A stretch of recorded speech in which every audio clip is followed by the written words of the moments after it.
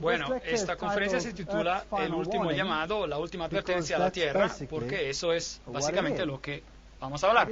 Es el capítulo 14 en el libro de Apocalipsis que nos dice cuál es el mensaje final para un mundo que se ha enloquecido. Apocalipsis 14. Después miré y vi que el Cordero estaba de pie sobre el monte de Sión y con él 144,000 que tenían el nombre de él y el de su padre escrito en la frente. Ahora, ya hemos discutido sobre los 144,000, así que no voy a ir en detalles sobre ellos, pero ellos tienen el carácter de Dios grabado en sus mentes, el nombre del Padre escrito en sus frentes. Oí una voz del cielo como el estruendo de muchas aguas y como el sonido de un gran trueno. La voz que oí era como de arpistas que tocaban sus arpas. Cantaban un cántico nuevo delante del trono. Un cántico nuevo es una canción de redención. Es una canción, un himno de liberación. Es algo que uno no puede entender si no ha tenido una experiencia de conversión o una experiencia de liberación.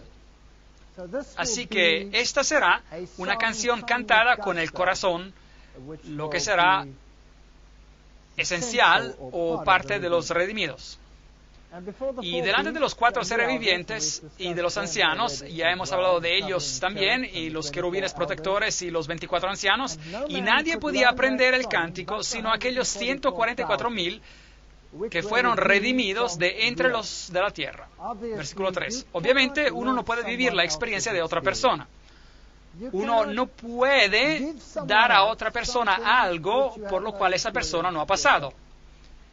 Y esto es lo mismo con las 10 vírgenes al final. Había 10 vírgenes al final y cada una de ellas estaba dormida. Todas tenían aceite, todas tenían una medida del Espíritu Santo. Y después, cuando el esposo llegó, todas se despertaron. Pero solamente la mitad tenía bastante aceite para llegar a la fiesta de la boda. Y las otras no tenían suficiente aceite. Y así que ellas preguntaron a las que tenían aceite que les dieran un poco. Y ellas dijeron, pero no podemos darles aceite.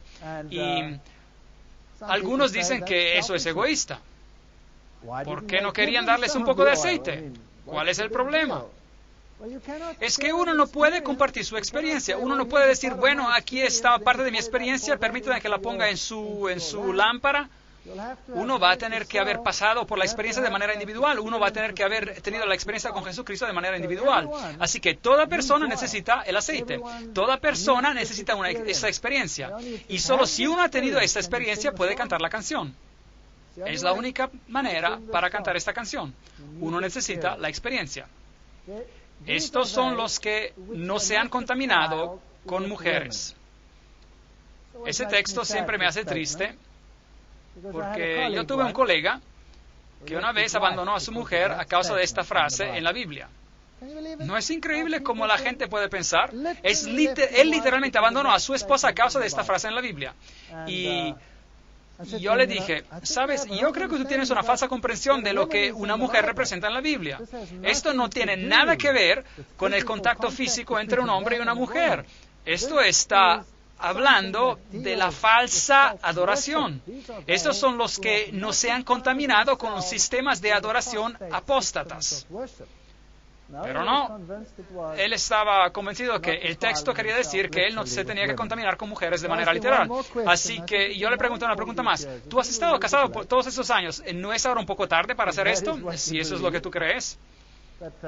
Pero de que yo sepa, él aún se queda lejos de su esposa.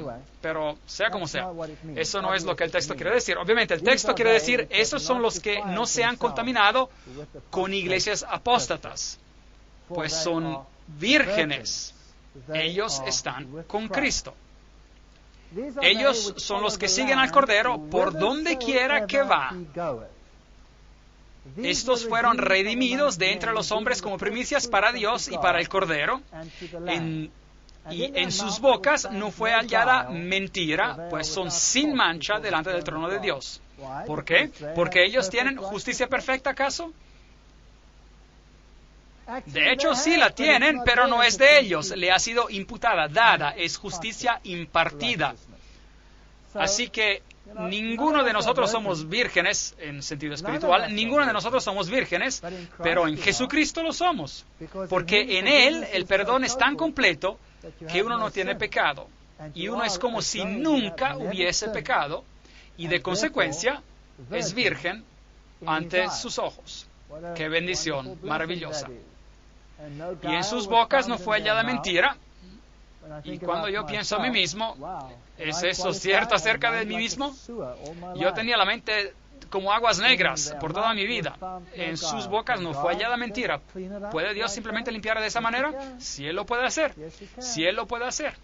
Pues son sin mancha delante del trono de Dios. Versículo 5. ¿Por qué? Porque Él es un cordero sin mancha. Y Él se presenta por mí. Isaías 48. Oíd esto, casa de Jacob, que os llamáis del nombre de Israel. Israel, los que han luchado con Dios y han ganado. Los que han dicho a Dios, yo no te dejaré ir si no me bendices. No se rindan, aférrense y después por fe acepten que es así. Los que salieron de las aguas de Judá, los que juran en el nombre de Jehová y hacen memoria del Dios de Israel, mas no en verdad ni en justicia. Sin embargo, de la santa ciudad se nombran y confían en el Dios de Israel, cuyo nombre es Jehová de los ejércitos. Versículo 1 y 2. Lo que pasó ya antes, lo dije, de mi boca salió, lo publiqué, lo hice pronto y fue realidad. Versículo 3. Así que hay algunas personas que declaran que ellas pertenecen al Señor, ellas pertenecen al Señor, pero en hecho ellas están confiando en un sistema en vez de confiar en el Señor. Y no hay ningún valor en confiar en un sistema, ningún valor en absoluto. Un sistema no puede salvar a uno, una iglesia no puede salvar a uno. Eso no significa que una iglesia no puede ser una hermandad del pueblo de Dios, pero la iglesia no puede salvarlo a uno, solo Jesús puede salvar. Así que es en Él en que tienes que poner confianza, en Él que declara lo pasado desde el comienzo y que dice, de mi boca salió, lo publiqué, lo hice pronto y fue realidad. Así que uno puede probar a Dios mirando a las profecías. Por cuanto sé que eres duro, que una vara de hierro es tu cerviz y tu frente de bronce. Por eso te lo dije ya hace tiempo, antes de que sucediera, te lo advertí, para que no dijeras, mi ídolo lo hizo, mis imágenes de escultura y de fundición mandaron estas cosas. Versículos 4 y 5. ¿No es eso fantástico? Así que, ¿para qué sirve la profecía? Para recordarnos que Dios está en control, para recordarnos que Él tiene el destino de la humanidad en sus manos, y Él nos dice antes de tiempo, así que cuando veamos estas cosas podamos creer. En la misma manera, toda la profecía de la cual hemos hablado, ¿nos va a salvar? No. Pero lo que puede hacer, nos puede enseñar que Dios, después de todo, merece nuestra adoración. Eso es lo único que la profecía puede hacer, no nos puede salvar. Lo oíste y lo viste todo, y no lo anunciaréis vosotros. Ahora pues te he hecho oír cosas nuevas y ocultas que tú no sabías. Ahora, han sido creadas no en días pasados, ni antes de este día las habías oído, para que no digas, he aquí que yo lo sabía. Versículos 6, 7. Eso es típico de la raza humana. Nosotros pensamos que podemos declarar todo y explicar todo racionalmente. Pero este no es un mundo racional. En mi vida yo llegué a un punto donde dije, esto no es racional, yo no puedo soportar esto. Tiene que haber algo más. Y después encontrar que Dios ha predicho todos los eventos de la historia antes de tiempo para que yo pudiera creer que Él existe. Increíble, eso es verdaderamente algo increíble. Sí, nunca lo habías oído, ni nunca lo habías sabido. Ciertamente no se abrió antes tu oído, porque sabía que siendo desleal habías de desobedecer, por tanto te llamé rebelde desde el vientre. Versículo 8. Eso es todo lo que somos, eso es todo lo que somos. Por amor de mi nombre, contenderé mi ira, y para alabanza mía la reprimiré para no destruirte. He aquí te he purificado, y no como a plata, te he escogido en horno de aflicción. Versículos 9 y 10. ¿Saben cuántas veces he escuchado a personas que dicen, el cristianismo son unas muletas? ¿Y han escuchado esa expresión? Y yo digo, increíble, el cristianismo son unas muletas. Pues vengan y háganse cristianos y tomen a mis muletas, diviértanse. Diviértanse con esas muletas. Yo les digo, el cristianismo no son muletas, es un horno de aflicción. Y es doloroso de vez en cuando. ¿Por qué? Porque tenemos que cambiar. Se trata de desarrollar un carácter. Es el desarrollar nuevos caracteres en Jesucristo. Saben, hoy en día los psicólogos, si hay dos jóvenes que se unen y van a sesiones de consejería y los psicólogos les dicen, ustedes no son compatibles, son demasiado diferentes, tienen que ser lo mismos. Tienen que tener los mismos intereses, lo mismo de esto, lo mismo de eso, lo mismo de todo. Y así que nosotros nos administramos según esta manera de ser. ¿Y qué hace Dios? Siempre junta a los opuestos. ¿Ya se han dado cuenta? Él siempre crea el escenario peor. ¿En serio? Y aun cuando Él escoge evangelistas o lo que sea, Él junta a Martín Lutero con un carácter de fuego, junto a Melanchthon, que tenía un carácter manso y apacible. Yo tengo un amigo querido y su nombre es François Duplessis, un hombre pequeñito así. ¿Cómo yo quiero a ese pequeño hombre? Él es exactamente lo opuesto de mí. Él siempre me dice, Walter, tú los tumbas con tus comentarios tan directos, pero yo los voy a recoger. Él es dulce. Y él puede hacer eso. Él puede poner el bálsamo para calmar el dolor. Y él dice, tú empiezas a hablar y después yo voy a poner mi delantal y voy a aplicar el aceite y vendar las heridas. Y saben, es así que Él trabaja, así que Dios une a los supuestos. Ahora, este fuego de la aflicción, ¿quién puede cambiar el carácter de uno? ¿No es acaso solo alguien que lo quiere a uno? ¿Ya se han dado cuenta de eso? Si yo voy al trabajo y hay un colega ahí que me da problemas y yo le digo, bueno, adiós, y me voy a la casa, él no me puede fastidiar. Pero ¿qué pasa si mi esposa me da problemas? Ya no puedo decirle adiós. Así que alguien tiene que ceder, ¿correcto? Y normalmente los hombres tienen estos caracteres explosivos, aunque los tiempos están cambiando y las cosas se están cambiando en estos días, pero como sea, ¿quién lo puede cambiar a uno? Dios utiliza personas para cambiarte y utiliza los que están cerca de ti para cambiarte. El fuego de la aflicción es para hacerte ver tu carácter. Nadie te puede hacer ver tu carácter de manera tan clara como alguien que está cerca de ti. Nadie lo puede hacer mejor. Y si tú eres grosero con alguien y a ellos no le importa porque son familia, ellos me van a ignorar y se van a salir de mi vida para siempre. Pero si yo soy grosero con mi esposa, ¿qué pasa? Bueno, ella puede contraatacar, ella puede hacer eso, pero también puede ser calma y llorar unas lágrimas. Y esas lágrimas pueden ser mucho peor que contraatacar. ¿Y ya se han dado cuenta de eso? Sí, eso lo puede preocupar a uno, seguir dándole vueltas en la cabeza y refinarlo a uno. Y todo eso impacta el carácter de uno y cómo uno se mueve en la vida. Y eventualmente, bueno, uno llega al punto que es mejor que uno empiece a cambiar, porque uno no puede seguir siendo así para siempre. Uno se tiene que apaciguar, tiene que ser más suave, tiene que ser así. Así que Dios utiliza a personas que lo aman a uno para ayudarlo a cambiar, a pesar de lo doloroso que eso puede hacer. Y Él dice, trabajen sobre esto. Así que Él toma a 2 personas y las pone en el fuego de la aflicción y pasa lo mismo en la iglesia. Si ustedes pensaban que la iglesia iba a ser un sitio de delicias o no, no. Estos son hermanos y hermanas de tipo diferentes. Oh, sí. Hay todo tipo de peces en esta red y yo les digo, estos peces es algo en serio. Algunos de ellos tienen espinas bien duras en ellos. Algunos de estos animales en el arca son muy puntiagudos.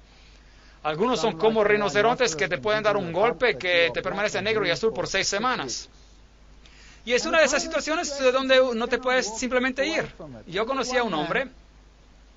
Este hombre ya está muerto ahora. Era un hombre anciano. Y este hombre era el hombre más miserable que yo he visto en mi vida.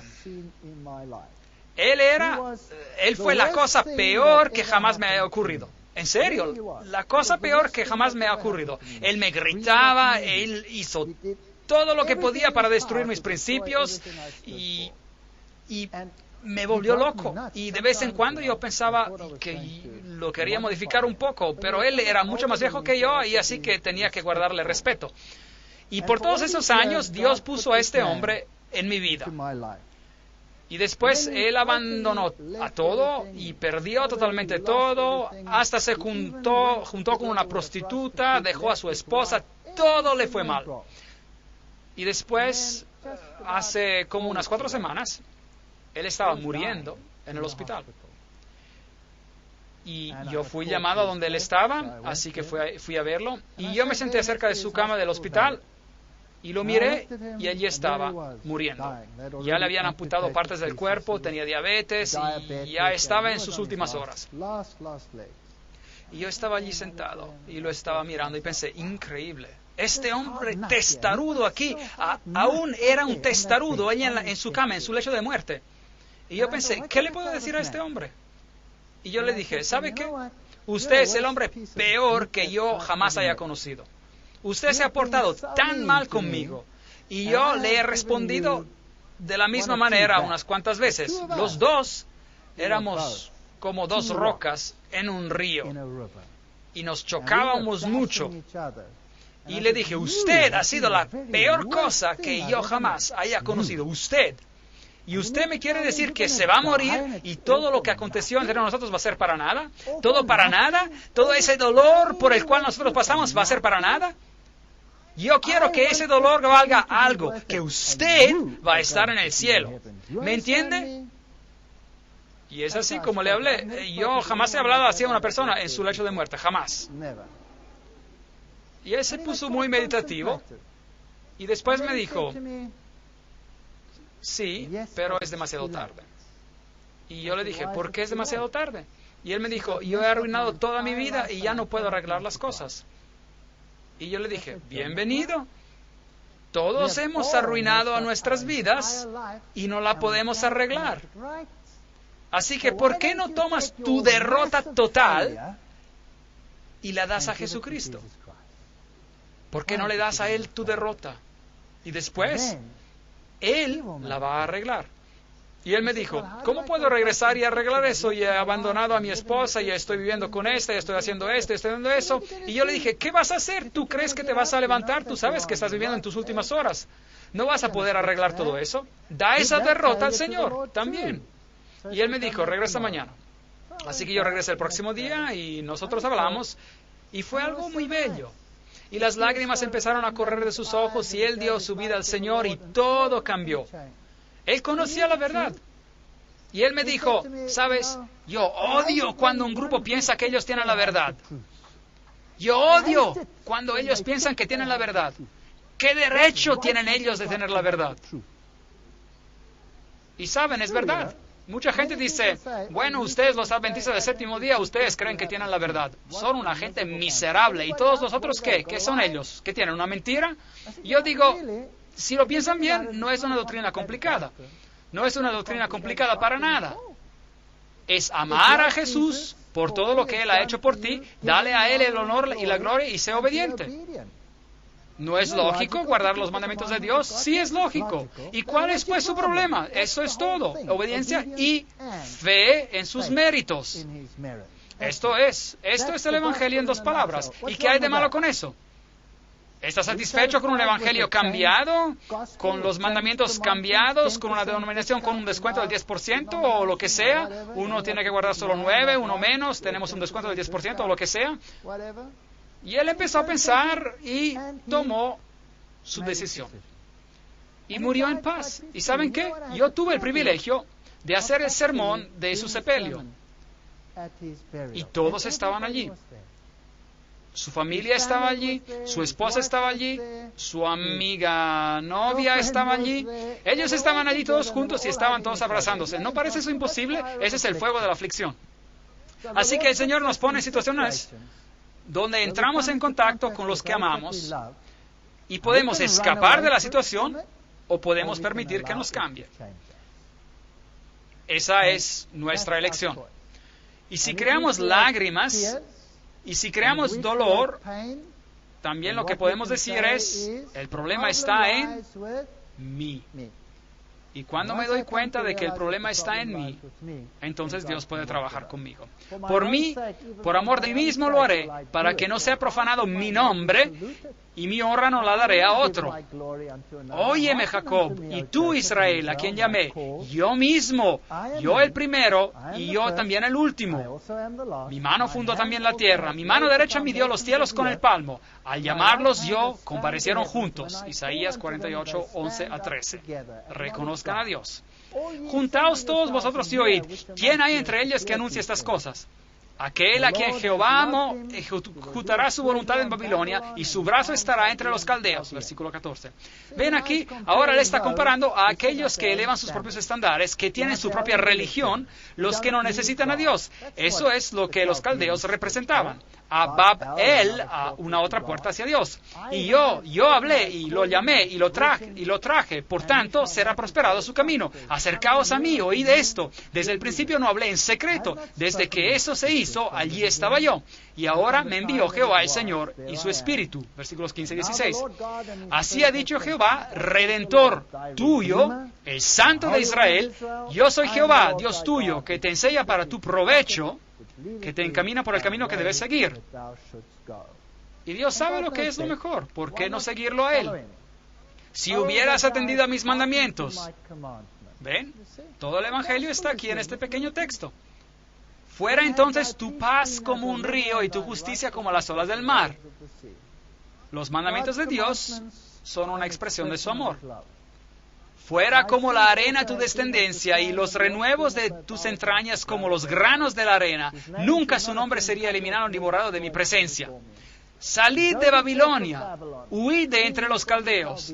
Anunciadlo con voz de alegría, publicadlo, llevad la noticia hasta lo último de la tierra. Decid, redimió Jehová a Jacob su siervo. Versículos 19 y 20. ¿Pueden ver al Evangelio aquí?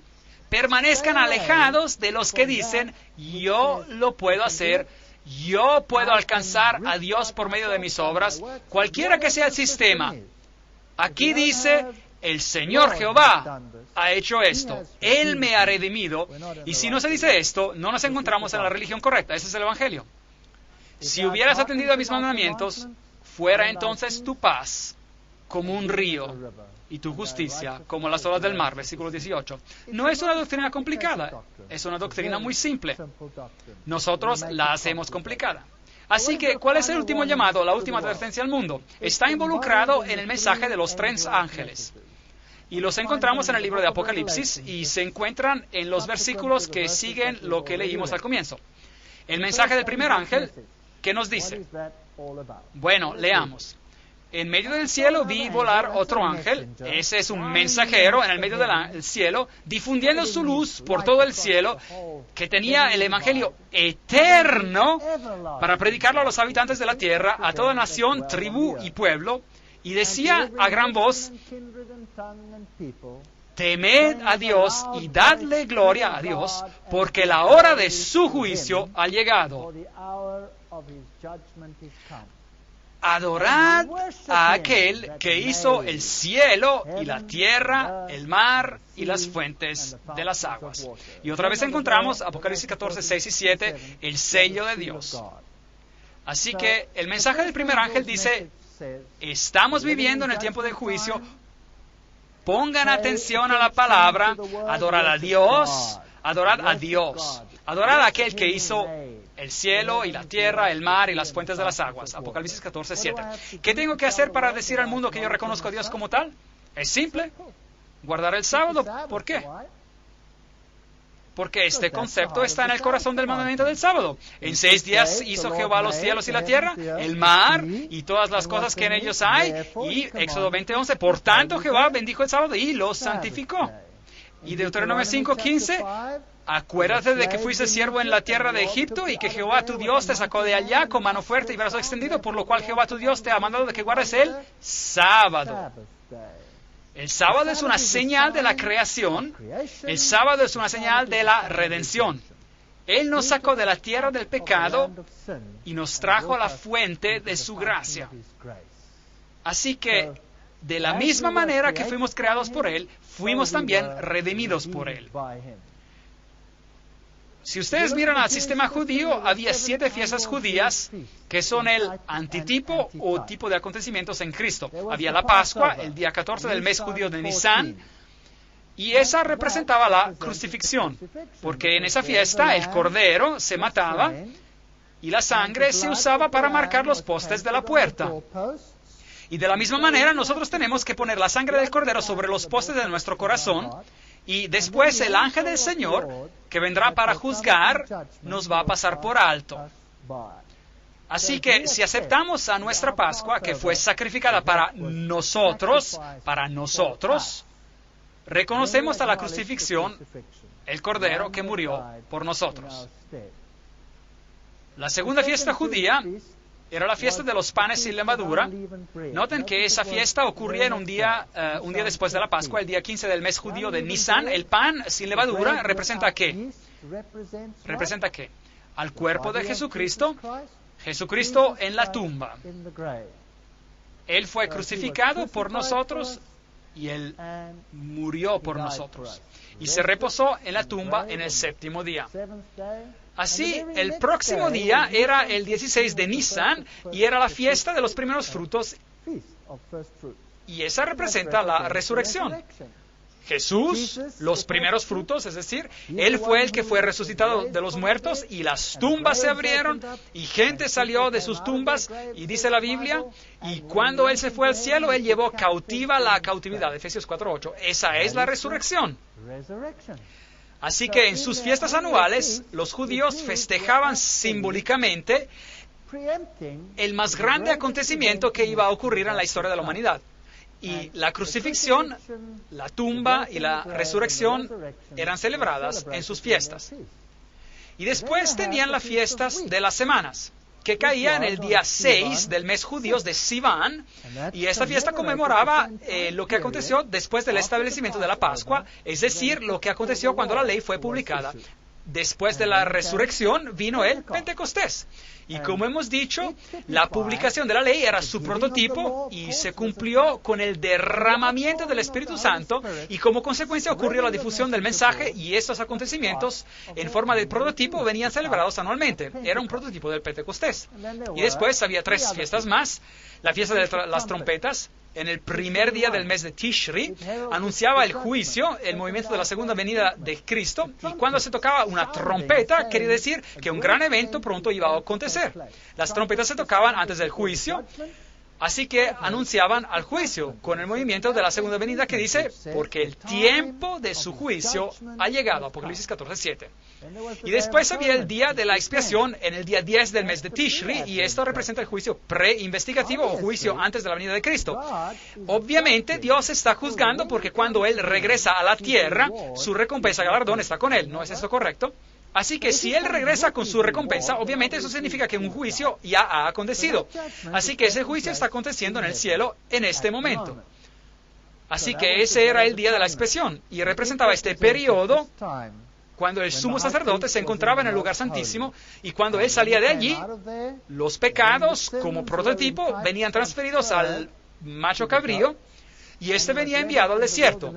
Noten que él no moría, así que él no se convertía en el que llevaba los pecados y no era el sustituto. Él venía alejado del campamento de Israel, y los pecados que habían sido confesados venían removidos del santuario y eternamente cancelados como si nunca hubieran existido. Y la última fiesta era la fiesta de los tabernáculos en el día 15 del mes de Tishri, donde ellos se construían cabañas y celebraban con grande gozo. Esa fiesta representaba el regresar a la casa, la segunda venida de Jesucristo. Así que en las fiestas judías anuales había incluida toda la historia del Evangelio. El día de la expiación era la purificación anual del santuario terrenal. Así que aquí el sumo sacerdote ingresaba con la sangre, y él administraba en el lugar santísimo, y él hacía expiación para todo el santuario, y cuando salía, el santuario simbólicamente había sido purificado del registro del pecado. Así que el día de la expiación era un día de juicio. El día del juicio había llegado. El sumo sacerdote tomaba la sangre e ingresaba en el lugar santísimo, y él la aspergía y hacía expiación para el santuario y para las impurezas del pueblo. Ahora, ¿cuál es el estándar del juicio? Santiago nos dice, Santiago 1:25, Pero el que mira atentamente en la perfecta ley, la de la libertad, y persevera en ella, no siendo oidor olvidadizo, sino hacedor de la obra, éste será bienaventurado en lo que hace. Santiago 2:12 dice, así hablad y así haced, como los que habéis de ser juzgados por la ley de la libertad. Nombre maravilloso para la ley de la libertad. La ley te libra, no es una ley de esclavitud. Si cada persona tuviera que guardar la ley en este planeta, ¿no seríamos todos libres? ¿Sí o no? Claro que sí, eso tiene sentido. Fuera entonces tu paz como un río y tu justicia como las olas del mar, si cada persona guardara la ley. ¿Qué es pecado? Todo aquel que comete pecado infringe también la ley, pues el pecado es infracción de la ley. Primera de Juan 3:4. Eso es lo que es pecado. Así que si usted quiere tener una relación de obediencia, bueno, usted tiene que guardar la ley de Dios. Pero donde no hay ley, tampoco hay transgresión. Romanos 4:15. Así que debe haber habido una ley desde el comienzo, ¿sí o no? Sí, de lo contrario no hubiera habido ninguna transgresión, Romanos 6:23, porque la paga del pecado es muerte. Pero ¿qué nos dice el pequeño verso antes de este?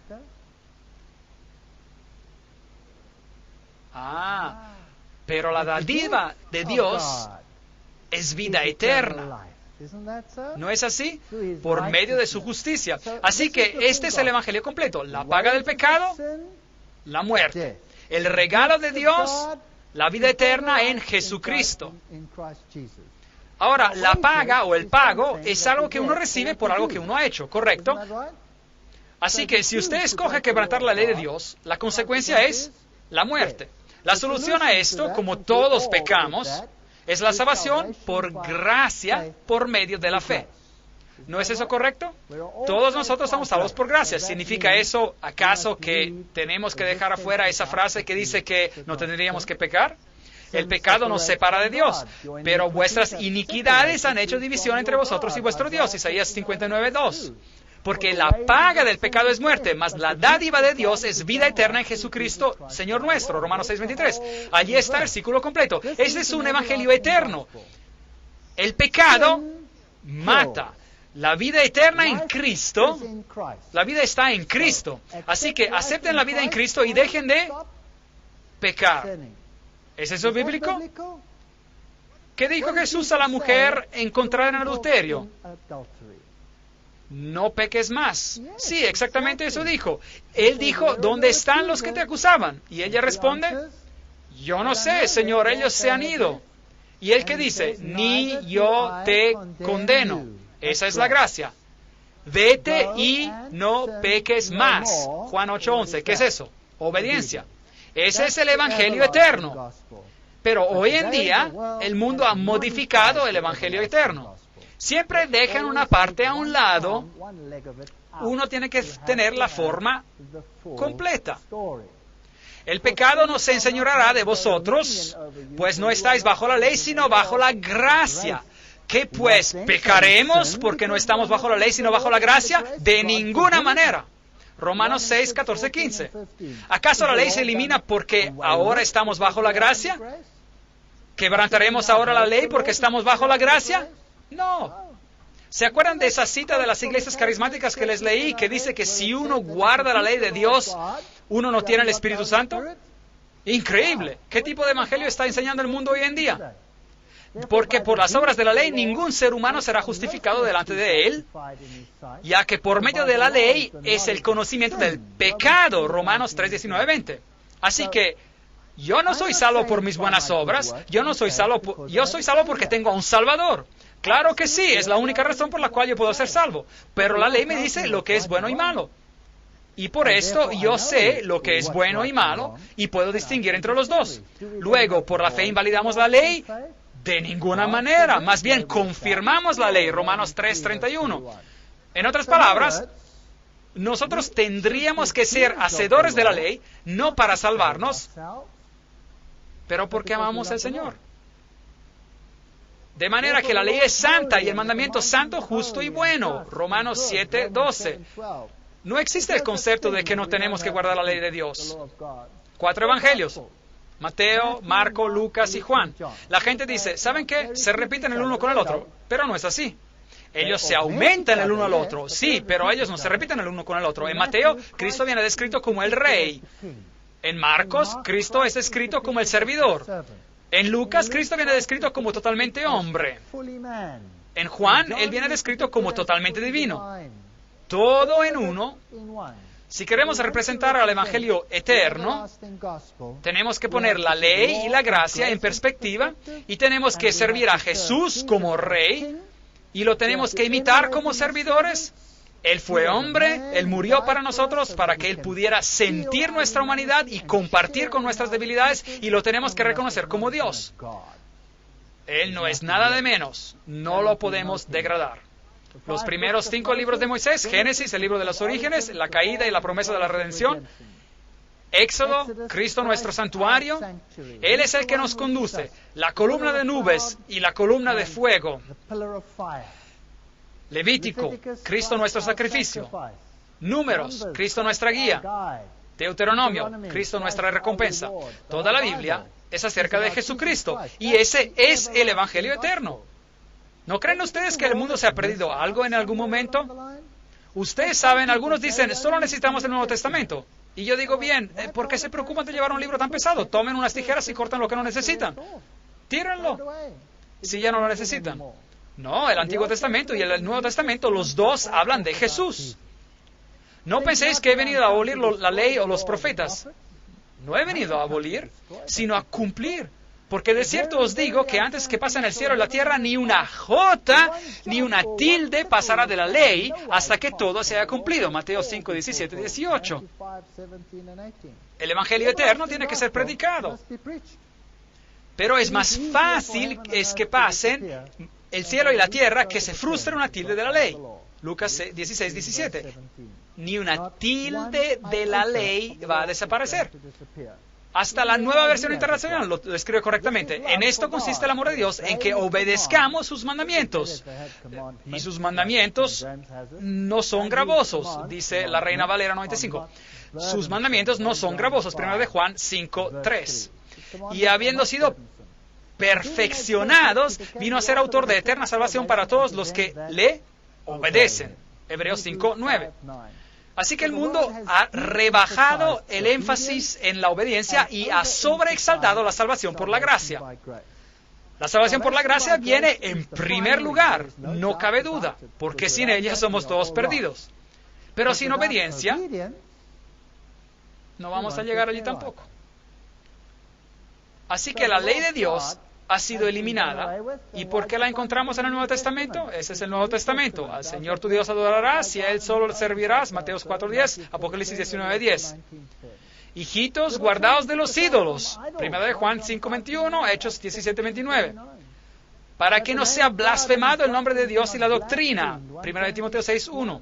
El sábado por causa del hombre es hecho, y no el hombre por causa del sábado. Así que el Hijo del Hombre es el Señor aún del sábado. Marcos 2:27-28, Reina Valera Antigua. Hebreos 4:4. Honra a tu padre y a tu madre. Mateo 19:19. Efesios 6:1-3. No matarás. Romanos 13:9. Santiago 2:11. No adulterarás. Mateo 19:18. No hurtarás. Romanos 13:9. Efesios 4:20. No dirás falso testimonio. Romanos 13:9. No codiciarás. Romanos 7:7. Así que uno va a tener problemas si dice que la ley ha sido eliminada en el Nuevo Testamento, porque allí está, en el Nuevo Testamento. Uno va a tener grandes problemas si dice esto. No podemos eliminar la ley de Dios. El tabernáculo fue levantado en medio del pueblo. Jesús vivió en medio de su pueblo. Y eso es lo que el tabernáculo simbolizaba. Es el Evangelio eterno. Nunca, nunca ha cambiado. Es el Cordero de Dios que quita los pecados del mundo. Ese Cordero venía traído al sumo sacerdote y moría en vez del pecador. Cada judío en los tiempos pasados era salvado por la sangre del Cordero. No existe el concepto de que los judíos estaban bajo la ley y nosotros estábamos bajo la gracia. ¿Y por qué pues un judío tenía que traer un cordero? Porque él estaba bajo la gracia. Porque él estaba bajo la gracia. Esa es la razón. He aquí el Cordero de Dios que quita el pecado del mundo. Juan 1:29. hijitos míos, estas cosas os escribo para que no pequéis. Pero si alguno ha pecado, abogado tenemos para con el Padre a Jesucristo el justo. 1 de Juan 2:1. Yo estaba hablando con un musulmán una vez y él me dijo, ustedes los cristianos tienen una vida fácil. Y yo le dije, ¿por qué? Y él dijo, ustedes los cristianos hacen lo que les da la gana. Ustedes pecan y después dicen, perdóname, y ya se acaba todo, y siguen pecando un poco más. Nosotros no podemos hacer eso. Y yo dije, sí, eso es lo que el cristianismo se ha convertido. Tienes razón. Yo me estoy avergonzado delante de ustedes de que así es. Pero ¿es ese el verdadero cristianismo? ¿Murió Cristo para que sigamos pecando? Yo creo que no. El verdadero cristianismo es reconocer el sacrificio de Jesucristo y pedirle que limpie nuestras vidas. Bajar de nuestro pedestal y reconocer nuestra debilidad y nuestro pecado y aferrarnos al abogado. Él es la única esperanza que tenemos. ¿Saben cuán afortunados somos? Que el gran juez del universo también es nuestro abogado. Yo no me puedo imaginar algo mejor que esto. El juez que nos va a juzgar es también nuestro abogado.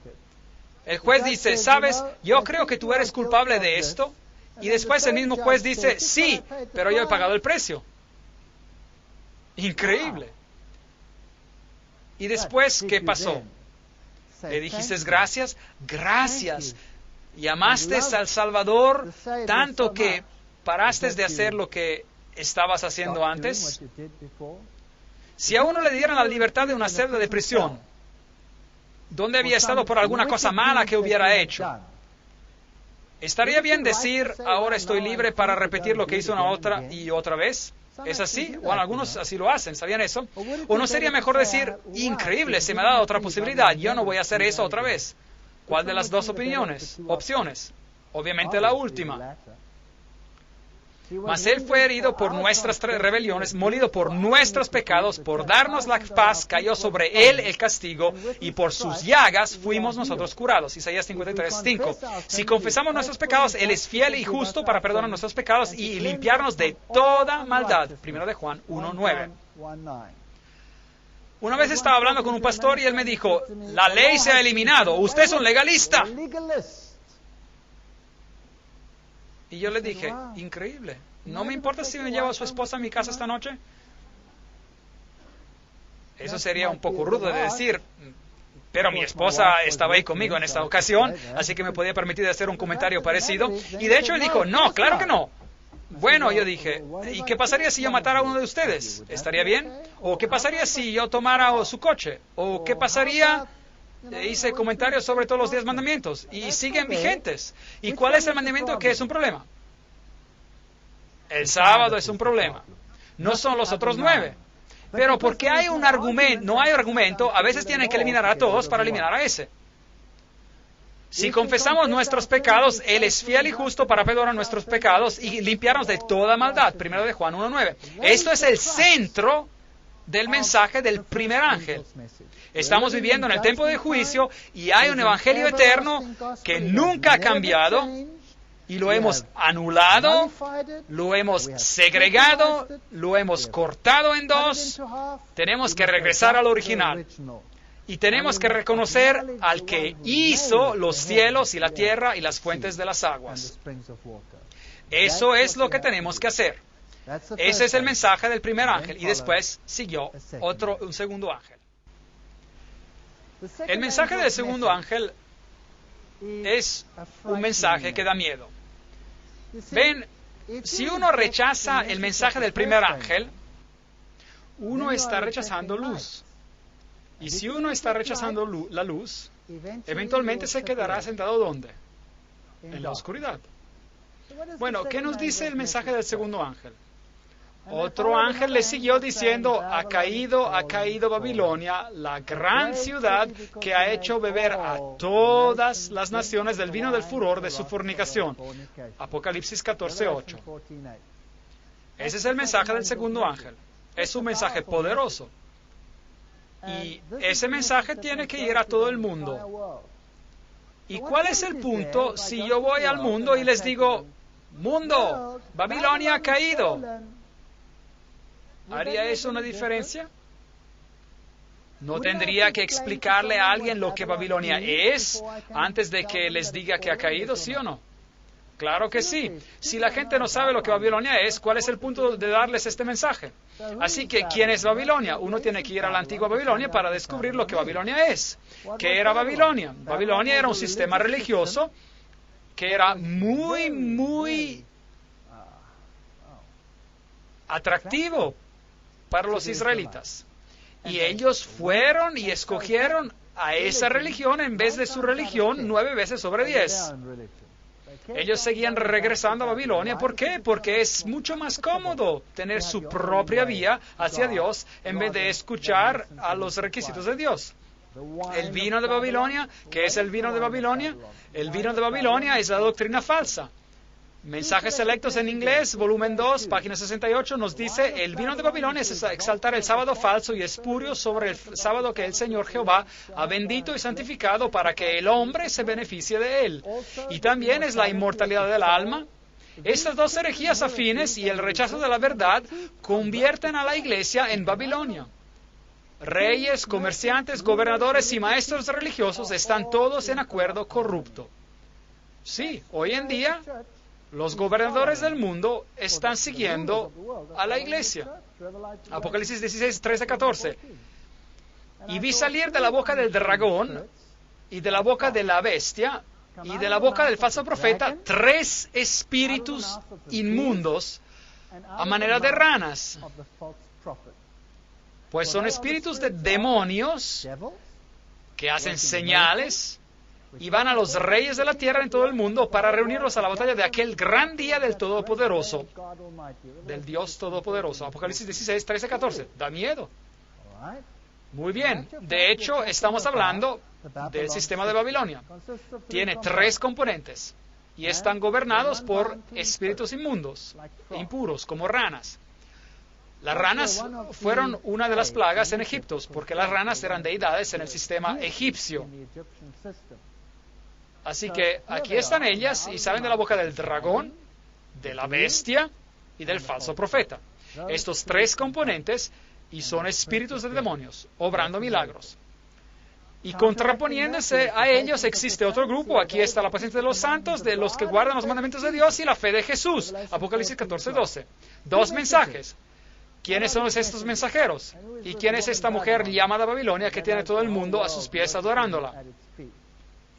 Así que la Babilonia mística tiene estos 3 componentes: el dragón, la bestia y el falso profeta. Y ya hemos hablado de ellos en detalle durante esas conferencias.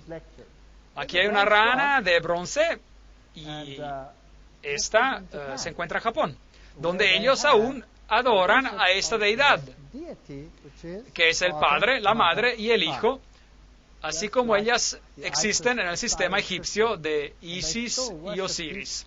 Y ellos aún adoran a esas ranas allá afuera, así que no piensen que ese sistema se ha acabado. Ese es el antiguo sistema de adoración babilónico. Las ranas de bronce combinan el sol con el agua y simbolizan la fertilidad. Así nos dice la organización de la UNESCO, y ellos seguramente saben. ¿Qué es el dragón? Bueno, el dragón viene identificado en la Biblia como Satanás, esa antigua serpiente. Así que todo lo que trata con el espiritismo, donde fuerzas demoníacas directamente planean con la humanidad, todo eso forma parte del sistema del dragón. Así que eso incluiría, por ejemplo, la brujería. Nos conduce a la brujería en la apostasía, pero brujería que tiene que ver con la iglesia. ¿Qué pasaría si la iglesia empezara a decir, tenemos que empezar a tener sesiones de espiritismo, así como lo hizo la iglesia anglicana? ¿No eso se convierte acaso la brujería de parte de la iglesia? ¿No ingresa de manera disimulada, infiltrada acaso el sistema babilónico de adoración en la iglesia? ¿Quiénes son estos sacerdotes de Roma? Los obispos vagantes, ambulantes, errantes, que están involucrados en el ocultismo y controlan lo que ocurre detrás del movimiento de la nueva era. ¿Y qué hay de la filosofía mundial? Ayn Rand, The Virtue of Selfishness, la virtud del egoísmo. ¿Hay acaso virtud en el egoísmo? No, pero según el pensamiento humano, hay virtud en el egoísmo. De hecho, Robert Schuller enseña, la autoestima es en realidad lo que uno necesita. No la estima de Dios, pero la autoestima. Yo creía que Jesús tenía que crecer y yo disminuir, Juan 4:30. ¿Quieren saber algo que es un pequeño secreto? Y eso es que la verdad y el error están muy cercanos. Están muy cercanos. ¿Sabían que de hecho si ustedes quieren rendir su autoestima a Cristo, de hecho aumentan su autoestima? Es increíble, pero es un hecho, piénsalo. Porque uno tiene al Dios del universo reconociendo a uno como a su hijo.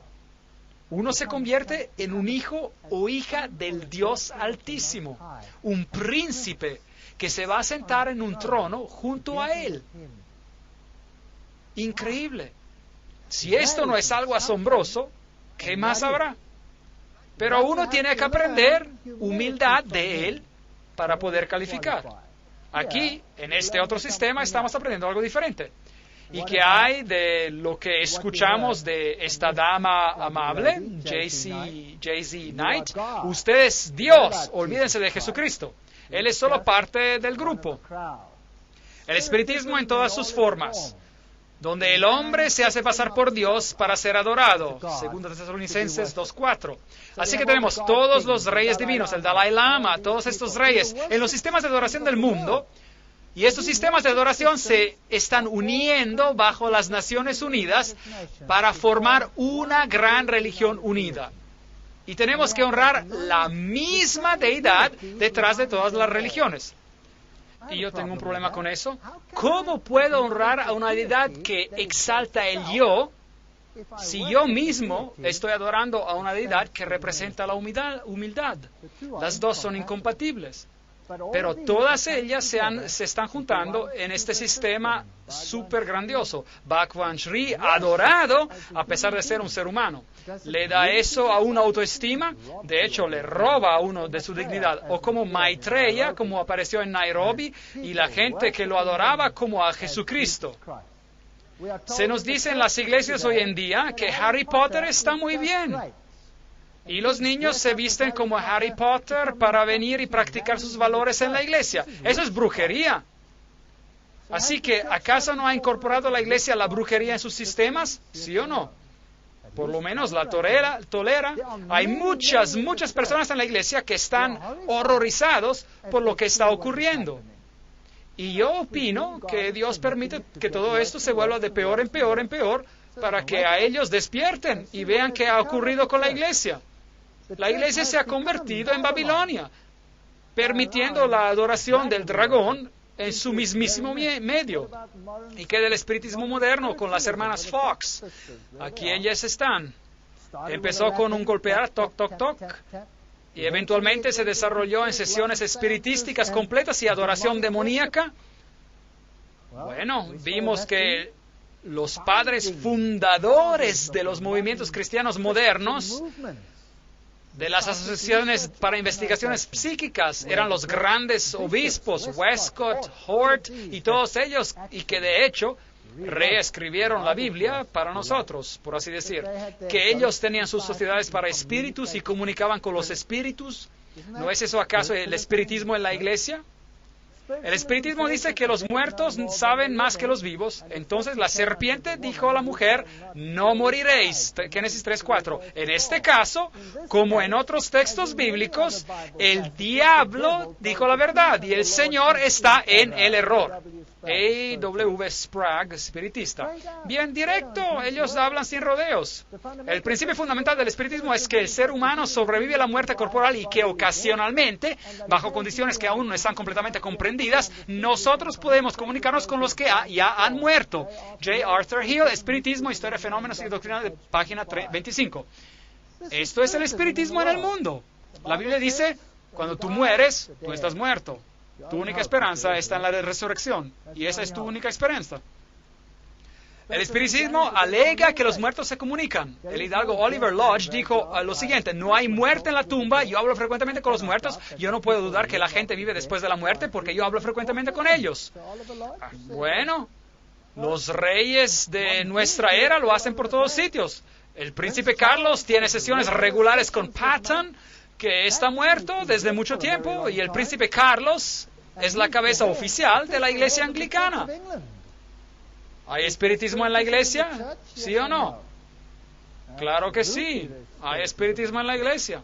The Progressive Thinker, el pensador moderno, 18 de mayo de 1929. Lo que el espiritismo es y hace, remueve todo miedo de la muerte, que es de hecho la puerta al mundo de los espíritus. Enseña que la muerte no es la cesación de la vida, pero un simple cambio de condición. El espiritismo es el mensaje de Dios a los mortales declarando que no hay muerte.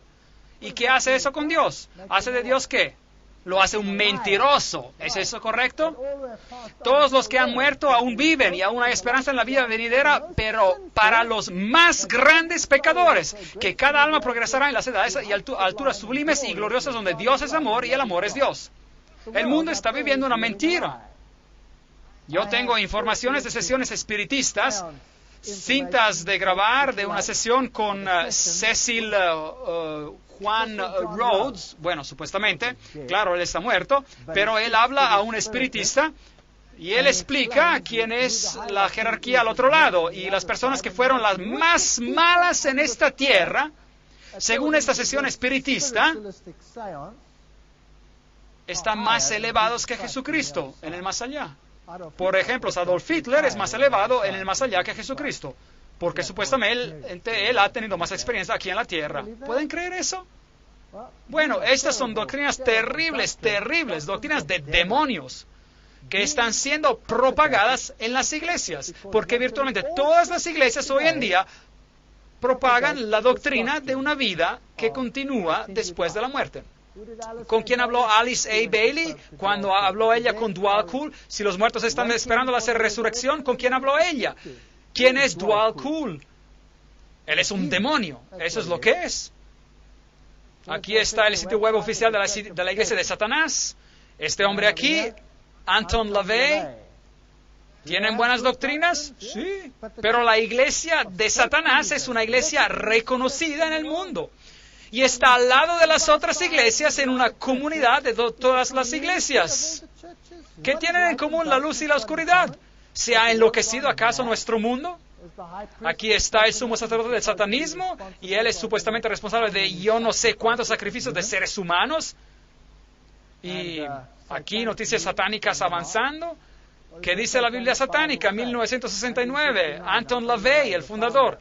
Satanás representa la indulgencia en vez de la abstinencia. Satanás representa la existencia vital en vez de sueños espirituales. Satanás representa la sabiduría pura en vez de la decepción hipócrita. Satanás representa la amabilidad para aquellos que se la merecen en vez de amor derrochado sobre ingratos. ¿Saben qué? El reino del cielo es para estos que escuchan.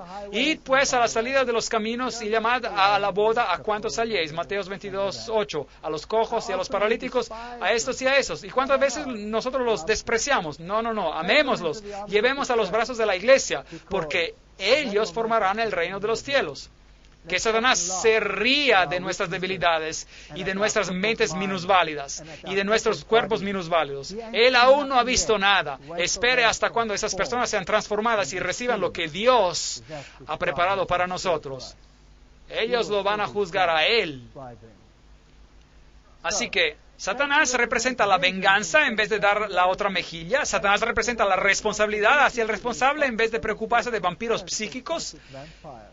Satanás representa al hombre como a otro animal, a veces mejor, pero muchas veces peor de los que caminan sobre cuatro patas. El hombre, por su desarrollo divino, espiritual e intelectual, se ha convertido en el animal más despiadado, cruel de todos. Así que somos dioses, es la misma enseñanza. Satanás representa todos los así llamados pecados porque ellos conducen a la gratificación física, mental y emocional. Satanás ha sido el mejor amigo que la iglesia jamás haya tenido porque él la ha mantenido activa todos estos años. Esta es la Biblia de Anton LaVey. Ahora, si usted considera, ¿cuánto del conocimiento de este libro se ha infiltrado, convertido en doctrina de iglesia? Sorprendentemente, asombrosamente, mucha doctrina. El ojo que todo lo ve de Lucifer, bueno, uno ve aquí cosas interesantes, la cúspide del ojo, esta cosa pequeña aquí en el medio, el ojo de Lucifer. ¿Saben ustedes que este fue el primer juego de computadora en el mundo? Pac-Man. Pac. ¿Se acuerdan de él? Que comía todo.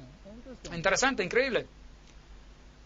Así que el espiritismo, el componente del dragón, es todo lo que tiene que ver con la actividad demoníaca, disfrazada de vez en cuando como de iglesia y de vez en cuando como satanismo puramente demoníaco, y a todos ellos se les da la bienvenida en los brazos de Babilonia. ¿Y qué hay de la bestia? Bueno, es el catolicismo, desafortunadamente.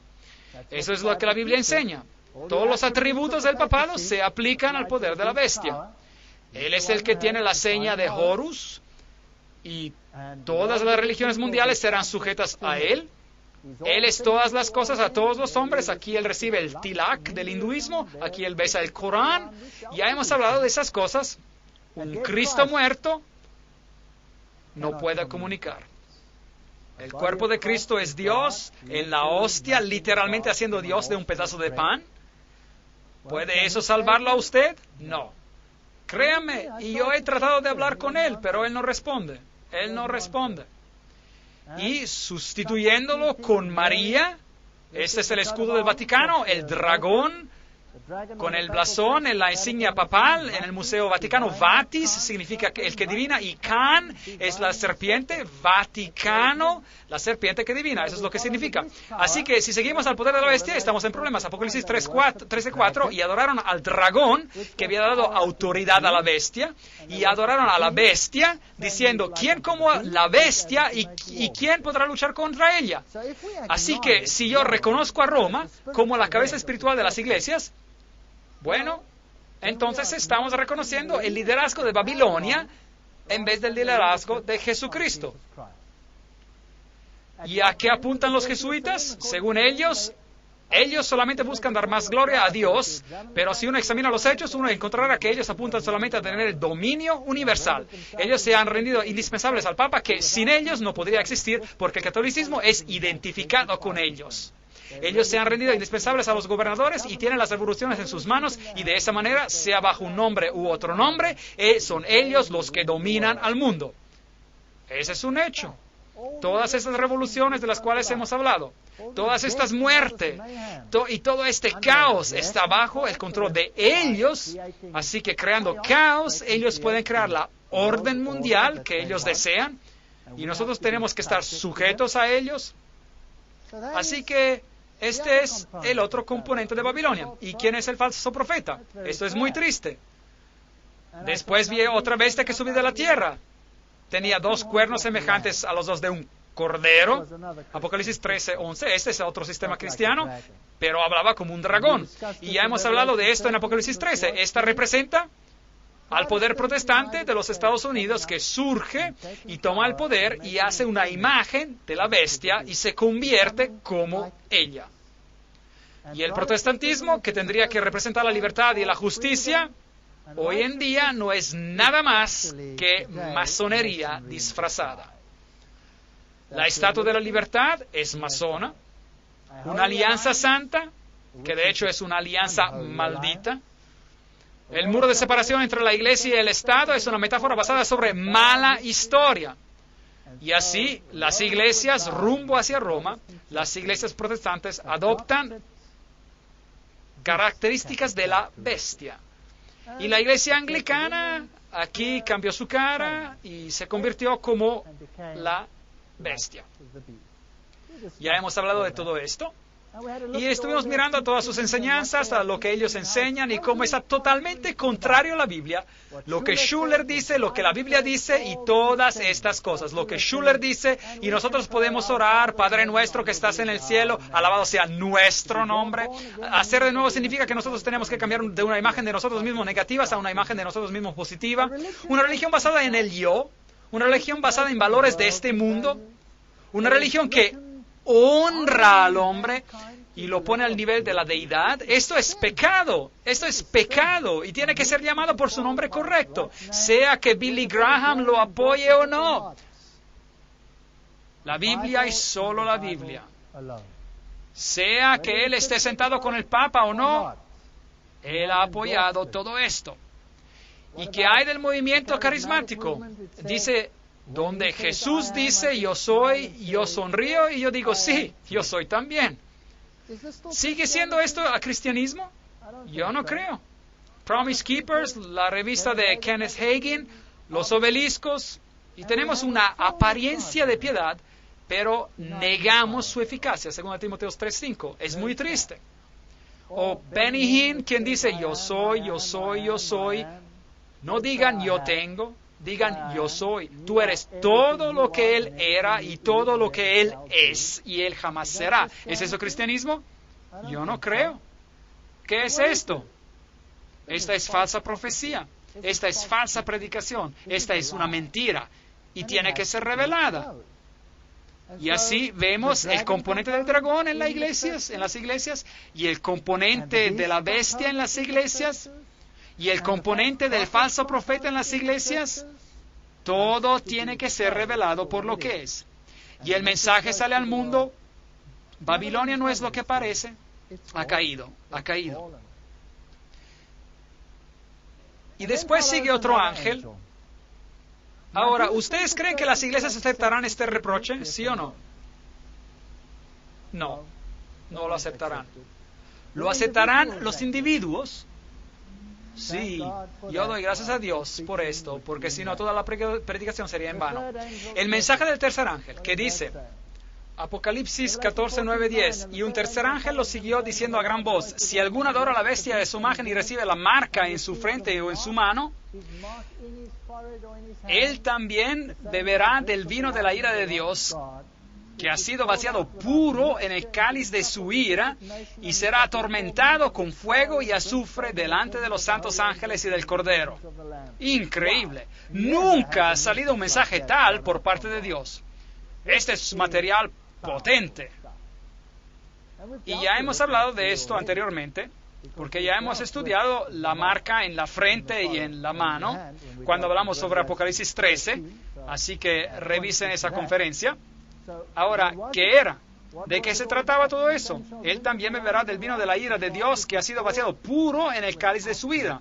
Sin misericordia esta vez, destrucción total, y será atormentado con fuego y azufre delante de los santos ángeles y del Cordero. ¿Qué significa eso? ¿Qué significa eso? Hay aún 2 conferencias más que seguirán sobre este tema. El humo de su tormento sube por los siglos de los siglos. ¿Qué significa eso? No tienen reposo de día ni de noche los que adoran a la bestia y a su imagen, ni nadie que reciba la marca de su nombre. Versículo 11. ¿Qué significa eso? ¿Qué es esto por los siglos de los siglos? Bueno, tomaremos 2 conferencias para aclarar todo esto, las últimas 2. Y después de eso tendremos paz eterna. Apocalipsis 14, 9, 10. Porque en 6 días hizo Jehová los dioses y la tierra, el mar y todas las cosas que en ellos hay, y reposó el 7º día. Por tanto Jehová bendijo el sábado y lo santificó. Éxodo 28, 11. Acuérdense que es una señal entre mí y el Señor, y Él se reposó en el 7º día, y Él se reposó, y la señal significa una marca. Así que Dios tiene una marca, es el sábado, y tenemos que entender la marca de Dios, su señal, su sello, y estudiamos todo esto en Apocalipsis capítulo 13. Y me dio Jehová las 2 tablas de piedra escritas con el dedo de Dios. Nadie se tenía que meter con ellas. Deuteronomio 9:10. Así que el sello de Dios, la marca de Dios, está en el corazón de su ley, es el sábado, y da autoridad, como hemos dicho, a toda la ley. Ahora, ¿somos salvos guardando toda la ley? No, pongámoslos bien en claro, pero sin guardar la ley, ¿seremos salvos? No, ¿ven? Siempre hagan también la pregunta contraria. Y el punto de esto es, si nosotros no somos salvos guardando la ley, ¿cómo somos salvos? Por la gracia. La gracia nos salva al 100%. La gracia nos salva. Somos salvos por gracia. Ahora, si yo guardo la ley, ¿qué estoy reconociendo cuando guardo la ley? Yo estoy reconociendo una autoridad más elevada que yo mismo. ¿Es eso correcto? Si yo guardo la ley, yo estoy reconociendo un poder más elevado que yo mismo. Y si yo la guardo exactamente como Él ha dicho, yo estoy reconociendo su autoridad. ¿Es eso correcto? Así que, ¿cuál justicia estoy honrando? La justicia de Jesús. No piensen que diciendo yo guardo la ley, uno es legalista. No. De hecho, guardando la ley, si uno lo hace de la manera correcta, uno está difundiendo la justicia por la fe. Porque uno está honrando la superioridad de Dios en la vida de uno. Uno está reconociendo su propia dependencia de Dios. Y uno se pone en armonía con los deseos de Dios, porque uno reconoce que Dios tiene conocimiento total. ¿Tiene eso sentido? Así que, rehusando aceptar las leyes del hombre, pero aceptando las leyes de Dios, yo reconozco mi dependencia de Él y acepto su justicia por fe. Así que el mensaje de la marca de la bestia involucra la justicia por medio de la fe y la obediencia como su consecuencia. Es bien simple. Pero el Señor, creador del cielo y de la tierra, ese es su sello, su nombre, su título y su territorio. Y les di también mis sábados para que fueran por señal entre yo y ellos, para que supieran que yo soy Jehová, que los santifico. Así que, ¿de dónde viene la justicia de uno? De Dios, no de uno mismo. Esa es la justicia por la fe. Así que el mensaje del tercer ángel no es nada más que la justicia por la fe. Claro que sí. Uno lo podría interpretar como legalismo, si uno quisiera, pero de hecho, lo que uno está haciendo cuando guarda la ley, si uno lo entiende de la manera correcta, es reconocer y honrar a un poder superior. Si obedecéis cuidadosamente a los mandamientos que yo os prescribo hoy, guardaos pues que vuestro corazón no se deje engañar y os apartéis para servir a dioses ajenos e inclinaros delante de ellos. Por tanto, pondréis estas mis palabras en vuestro corazón y en vuestra alma y las ataréis como señal en vuestra mano y serán como insignias entre vuestros ojos. Deuteronomio 11, 13 a 20. Así que actuamos según ellos y pensamos según ellos. ¿Y la marca de la bestia? El domingo es nuestra marca de autoridad. Bueno, ellos mismos lo dicen. La iglesia es superior a la Biblia y esta transferencia de la observancia del sábado es una prueba de ese hecho. El periódico Registro Católico, Catholic Record, septiembre de 1923. Así que ella tomó el domingo pagano y lo hizo el domingo cristiano. Así que el domingo dedicado a Balder se convirtió en el domingo cristiano consagrado a Jesús. Ella lo reconoce, ella dice, claro que la Iglesia Católica alega que el cambio fue algo que ella hizo, y este hecho es una marca de su poder eclesiástico. Así que no es tanto una cuestión sobre un día, es más bien una cuestión de autoridad. Si yo obedezco a este sistema, yo estoy exaltando a las leyes humanas, y básicamente yo estoy diciendo, yo recibo la santificación ¿de quién? De la Iglesia, y eso es lo que ella quiere. Ninguna iglesia me puede dar la santificación. Ni la iglesia a la cual yo pertenezco. Ninguna iglesia me puede dar la santificación. Solo Jesucristo me puede dar la santificación. Eso es todo, nadie más. La Biblia dice, acuérdate del sábado para santificarlo. La Iglesia Católica dice, no. Por mi poder divino, yo he abolido el día sábado y te ordeno de guardar como santo el primer día de la semana. Y todo el mundo civilizado se inclina en obediencia reverente al mando de la Santa Iglesia Católica.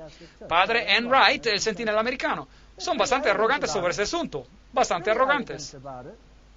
Así que, ¿a quién voy a reconocer, a honrar? ¿A los poderes de la tierra o a los poderes del cielo? Esa es la pregunta. Escojan ustedes a quién quieren honrar. ¿A Dios o al hombre? ¿El poder de la santificación por medio de Dios o el poder de la santificación por medio del hombre, que conduce a la muerte? Porque ¿cómo puede un hombre salvarlo a uno? El Papa Pío en el 1566 ordenó por medio del Concilio de Trento, agradó a la Iglesia de Dios que la celebración religiosa del día sábado fuera transferida al día del Señor, Catechismus Romanus. Y desafortunadamente toda la tierra se maravilló en pos de la bestia, Apocalipsis 13:3. Así que el mensaje del tercer ángel es, no reconozcan a la ley del hombre como superior a la ley de Dios. Y la prueba va a ser el sábado. ¿Pondrán un microchip en su mano? A lo mejor para controlar lo que uno compra y vende. Pero un microchip, no representa el carácter de la alianza hacia Dios. Lo que representa el tipo de alianza es la obediencia a los mandamientos de Dios. Ellos tienen que estar en su frente y en su mano. La Iglesia Católica está contenta si su marca está en la mano de uno o en la frente de uno. Hay una diferencia sutil aquí. La Biblia dice en Deuteronomio, como insignias entre vuestros ojos y vuestra mano. Átenlos así. Pero la marca de la bestia es en la frente o en la mano. ¿Por qué esa diferencia es sutil? Porque la Iglesia Católica está satisfecha si usted guarda su mandamiento porque usted está convencido que es correcto, pero está también satisfecha si usted lo hace porque lo tiene que hacer, sin honrar o reconocer a nadie. Simplemente ser obediente es suficiente.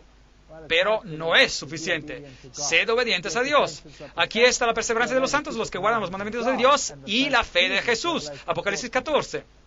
Bueno, este mensaje será predicado con más poder en Apocalipsis 18, 1 y 2 dice, después de esto vi a otro ángel que descendía del cielo con gran poder y la tierra fue alumbrada con su gloria, clamó con voz potente diciendo, ha caído la gran Babilonia. Y ahora miren a lo que ha acontecido. Se ha convertido en la habitación de demonios, en guarida de todo espíritu inmundo y en albergue de toda ave inmunda y aborrecible. Bueno, si uno rechaza a Dios, uno recibe a demonios. Porque todas las naciones han bebido del vino del furor de su fornicación. Los reyes de la tierra han fornicado con ella, los mercantes de la tierra se han enriquecido, etcétera, etcétera. Y oí otra voz del cielo que decía, salid de ella, pueblo mío, para que no seáis partícipes de sus pecados, ni recibáis parte de sus plagas. Así que Dios va a llamar a su pueblo fuera de Babilonia. Ellos tienen que salirse. Ellos tienen que ver que un sistema terrenal ha sido construido que no conduce a la justicia. Y no participéis en las obras infructuosas de las tinieblas, sino más bien reprendedlas. Efesios 5:11. Este es el último mensaje de advertencia al mundo. Es un mensaje duro. Es un mensaje muy duro. Es un mensaje muy impopular. Y después será un tiempo de angustia, cual nunca fue desde que hubo gente hasta entonces. Daniel 12:1. Cuando este mensaje acaba, este planeta ya no se va a ver igual. Y el que habita al abrigo del Altísimo morará bajo la sombra del Omnipotente. Salmos 91:1. Si uno escoge al Señor, uno no tiene nada que temer. El Señor se va a ocupar de uno. Él lo ha prometido. Él no ha prometido un jardín de rosas, pero por lo menos Él no es un mentiroso. Por lo menos Él no promete una utopía y después no cumple. Él dice, va a ser duro, pero yo me voy a cuidar de ti. Y el decreto saldrá, y el que es injusto, sea injusto todavía. Y el que es impuro, sea impuro todavía. Y el que es justo, practique la justicia todavía. Y el que es santo, santifíquese más todavía. Apocalipsis 22:11. El tiempo de gracia se cierra, la decisión ha sido tomada.